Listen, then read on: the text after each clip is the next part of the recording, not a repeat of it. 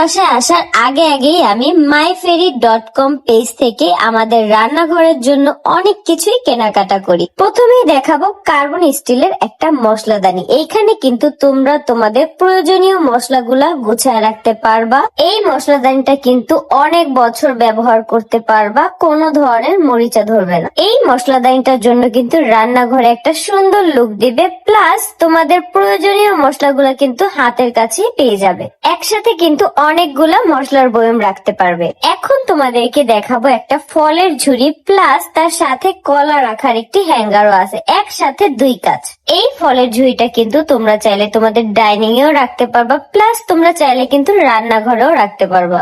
দুইটা জায়গায় কিন্তু খুব সুন্দর একটা লুক দিবে। ছোট বড় ফল আলাদাভাবে রাখার উপযুক্ত একটা ঝুড়ি বলতে গেলে। আর দেখো কতটা সুন্দর লাগছে। আমাদের সবার প্রয়োজনীয় একটা জিনিস, স্টোরেজ বক্স। এই বক্সটাতে কিন্তু একসাথে অনেকগুলা সবজি রাখা যাবে। এইটাতে কিন্তু আলাদা আলাদা ভাবে 6টি চেম্বার দেয়া আছে। এইরকম কিছু ছোট ছোট জিনিসের জন্য কিন্তু আমাদের কাজ অনেকটাই বেঁচে যায়, যার কারণে আমি কিন্তু খুব সচেতন। এখন তোমাদের আরো একটি সুন্দর জিনিস দেখাবো, এগ রোলিং বক্স।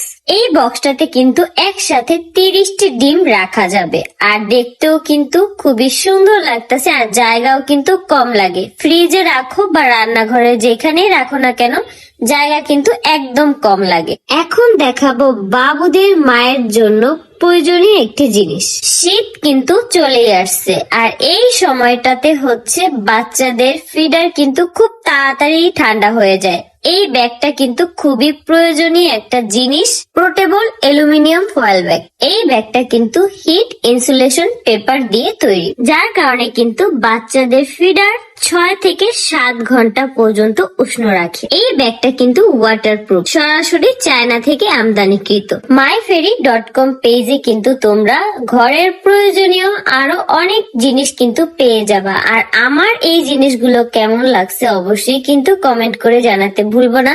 আর হ্যাঁ, আমি কিন্তু এই প্রত্যেকটা জিনিস কিন্তু খুব রিজনেবলের মধ্যে কিনছি। তোমরাও কিন্তু চাইলে পেজে ভিজিট করে দেখতে পারো, আর অনেক সুন্দর সুন্দর জিনিস পেয়ে যাবা।